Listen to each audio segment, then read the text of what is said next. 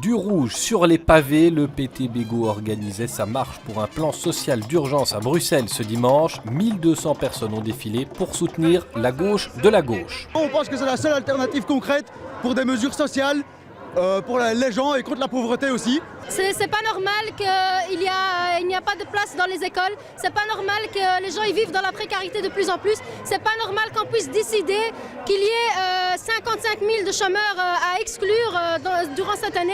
Tout ça n'est pas normal. Il est écrit pour une taxe des millionnaires et contre le gel des salaires avec le PTB d'XL.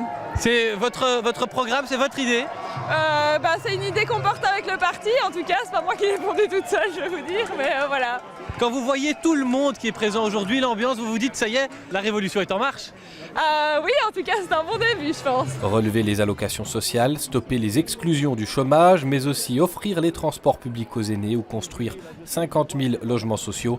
Face à la crise, le PT Bégo propose des solutions radicales et croit en sa chance d'entrer au Parlement. Les lignes bougent, on voit qu'il y a de plus en plus de gens qui rejoignent le PTB. C'est l'initiative PTB Gauche d'ouverture, donc il y a des personnalités comme Josie Dubié, Hugues Lepage, Sofia Bouarfa qui ont décidé de soutenir le PTB. Des centrales syndicales aussi, et donc on voit que les lignes sont en train de bouger et que les gens en ont un petit peu marre de cette gauche qui abdique, de cette gauche qui dit sans nous ce serait pire. Qui sont les militants du PT Bégo à Bruxelles? Écoutez, il y en a un millier derrière moi, donc il faut aller les interviewer, ils sont très multiples, ils sont très colorés, ils ont plein de choses à raconter, donc vous avez quelques heures d'interview à faire. Selon les sondages, le PT Bégo pourrait décrocher de 1 à 3 sièges de députés le 25 mai prochain, de quoi motiver encore un peu plus ces militants déjà gonflés à bloc.